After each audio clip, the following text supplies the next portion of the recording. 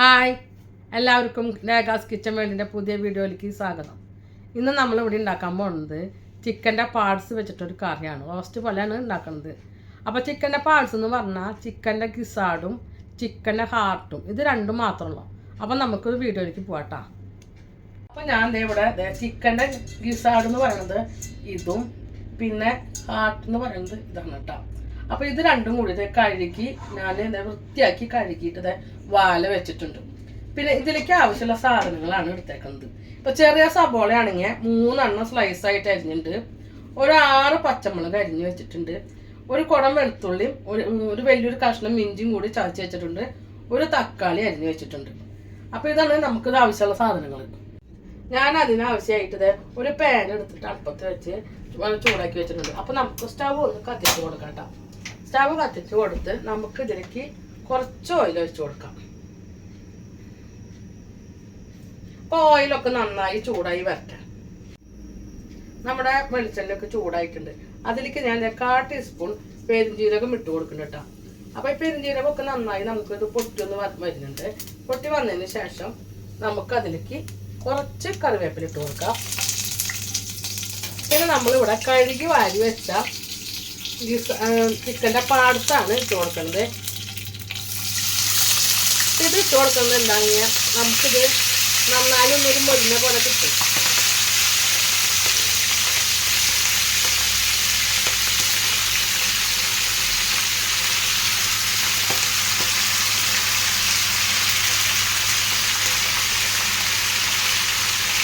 അപ്പോൾ ഇതൊന്ന് നമുക്കൊന്ന് ഇളക്കി കൊടുക്കാം കേട്ടോ.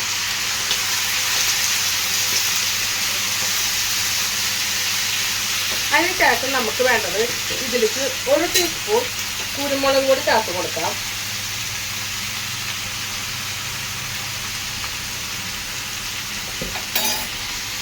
അതിനുശേഷം വീണ്ടും നമുക്ക് നന്നായി ഇതേപോലെ തന്നെ മിക്സ് ആക്കി കൊടുക്കാം കേട്ടോ.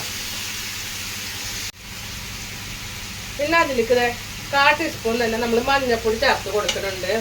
പിന്നെ കുറച്ച് ഉപ്പ്, ഞാൻ എന്നും പറഞ്ഞ പോലെ കല്ലുപ്പാണ് ചേർത്ത് കൊടുത്തത്. അത് ഇട്ട് കൊടുക്കുന്നത് കേട്ടോ.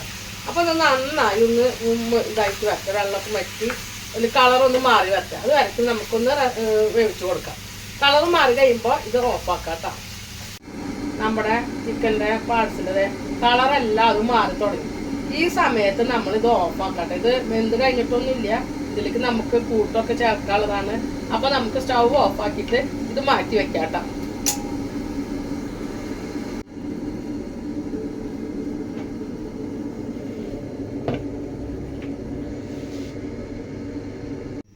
കറിയൊക്കെ ഒന്ന് ശരിയാക്കാൻ വേണ്ടിയിട്ട് വീണ്ടും ഞാൻ വേറൊരു പാൻ അടുപ്പത്ത് വെച്ചിട്ട് വീണ്ടും ഞാൻ ഓയിൽ വെച്ച് കൊടുക്കണ്ടേ. ഇപ്പം നന്നായി ഒന്ന് ചൂടായി വന്നതിന് ശേഷം നമുക്ക് സബോള സാധനങ്ങളൊക്കെ ഇട്ട് കൊടുക്കാം കേട്ടോ. നമ്മുടെ വെളിച്ചെണ്ണ എല്ലാതും ചൂടായിട്ടുണ്ട്. അപ്പം അതിലേക്ക് ചതച്ച് വെച്ച ഇഞ്ചി വെളുത്തുള്ളി ചേർത്ത് കൊടുക്കാം കേട്ടോ. ഒന്ന് നന്നായി നല്ല പോലെ ഒന്ന് മിക്സ് ആക്കി കൊടുക്കാം. പിന്നെ നമുക്ക് അതിലേക്ക് ആവശ്യമുള്ള സബോള നന്നാക്കി ഇട്ട് കൊടുക്കാം.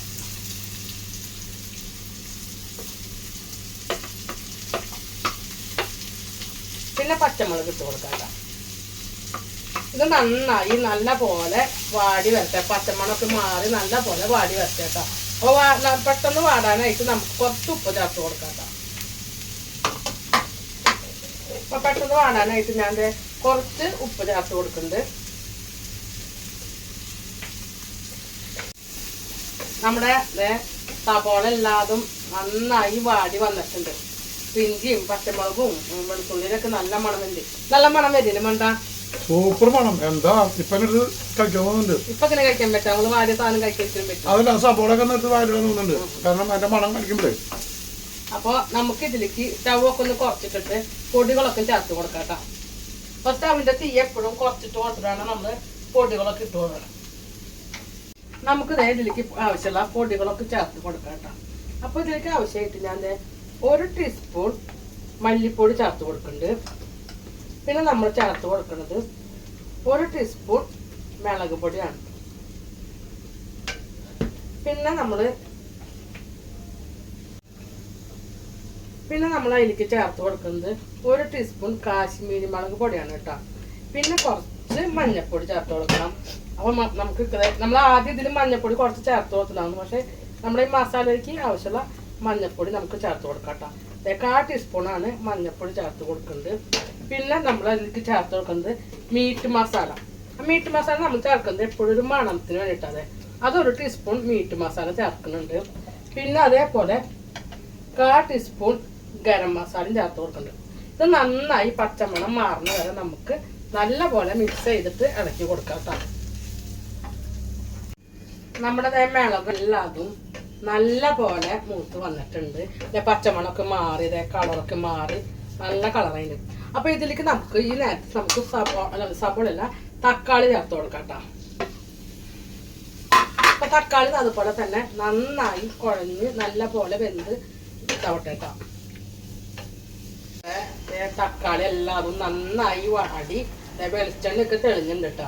അപ്പൊ നമ്മൾക്ക് ഇതിലേക്ക് എന്നിട്ട് വേണ്ടെന്ന് വെച്ചിട്ടുണ്ടെങ്കിൽ നമ്മളിവിടെ മാറ്റി വെച്ച ചിക്കൻ്റെ ഗിസാടൊക്കെ നേരത്തെ നമ്മൾ നിറം മാറാനൊക്കെ ആയിട്ട് വേവിച്ച് വെച്ചില്ലേ, അത് നമുക്ക് ഇതിലേക്ക് ഒഴിച്ചു കൊടുക്കാം.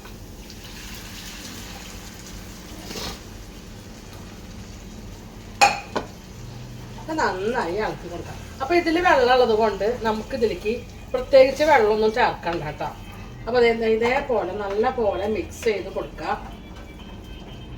അതിനുശേഷം നമ്മൾ വെള്ളം ഉണ്ടോ എന്നൊക്കെ നോക്കിയാൽ മതി. അതുപോലെ നന്നായി തന്നെ കൊടുക്കണം മിക്സ് ചെയ്തിട്ട്. തീ എപ്പോഴും കുറച്ചിട്ടിട്ട് വേണം മിക്സ് ചെയ്തിട്ടൊക്കെ കൊടുക്കാൻ. അപ്പൊ നമുക്ക് ഇതിലേക്ക് ചാറ് തന്നെ മിക്സ് ചെയ്ത് വന്നപ്പോൾ ചാറ് കുറവാണ്. അപ്പൊ ഇതിലേക്ക് നമ്മൾ ചൂടാക്കിയ വെള്ളം വേണം ഒഴിച്ചു കൊടുക്കാൻ.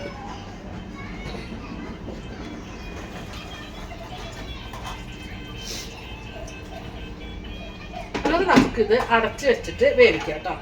അപ്പോൾ അടച്ചു വെച്ചിട്ട് ഫസ്റ്റിൽ വേവിക്കുമ്പോൾ നമ്മൾ തീ ഒന്ന് കൂട്ടിയിട്ട് കൊടുത്തിട്ട് വേവിക്കാം. അപ്പൊ നമുക്കിത് മൂടി വയ്ക്കാം.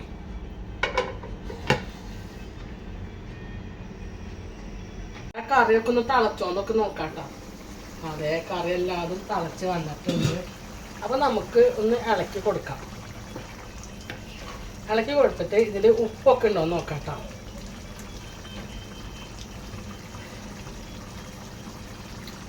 ഉപ്പൊക്കെ ഉണ്ട് കേട്ടോ. അപ്പൊ നിങ്ങളുടെ ആവശ്യത്തിനുള്ള കുറച്ചപ്പോൾ നമ്മൾ ഇതിൽ ആദ്യം തന്നെ ഇത് ചേർക്കുമ്പോൾ ഫസ്റ്റ് കളർ മാറാനായിട്ട് ആദ്യം വേവിച്ചപ്പോൾ ഞാൻ കുറച്ച് ഉപ്പിട്ടുണ്ടായിരുന്നു.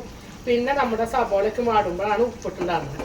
അപ്പോൾ പിന്നെ നിങ്ങൾ ഉപ്പിടുമ്പോൾ എപ്പോഴും നമ്മൾ ശ്രദ്ധിക്കണം. അപ്പോൾ ഈ തിളച്ച് വന്നതിന് ശേഷം വേണം ഉപ്പിടാനായിട്ട്. അപ്പോൾ എൻ്റെ വീഡിയോ ആദ്യമായിട്ട് കാണുന്നവരുണ്ടെങ്കിൽ ലൈക്ക് ചെയ്യുക, ഷെയർ ചെയ്യുക, കമൻറ്റ് ചെയ്യുക, സബ്സ്ക്രൈബ് ചെയ്യുക, കൂടെ ബെൽ ബട്ടൺ ഒന്ന് അടിച്ചോളൂ കേട്ടോ. നമ്മുടെ കറി എന്തായി നോക്കുന്നു തുറന്നൊക്കെ നോക്കാം കേട്ടോ. നല്ല പോലെ ചാറൊക്കെ കുറുക്കി വന്നിട്ടുണ്ട്. ഒന്നും കൂടി നന്നായി മിക്സ് ചെയ്ത് കൊടുത്തിട്ട് നമുക്ക് ഇതിലേക്ക് ഇനി ഇത്ര നേരം നമ്മൾ ഫസ്റ്റിലാണ് നമ്മൾ കുരുമുളക് പൊടി ചേർത്തിട്ടുണ്ടാകുന്നത്. ഇനിയാണ് നമ്മൾ വീണ്ടും 1/4 ടീസ്പൂണോളം കുരുമുളക് പൊടി ചേർത്ത് കൊടുക്കുന്നുണ്ട്.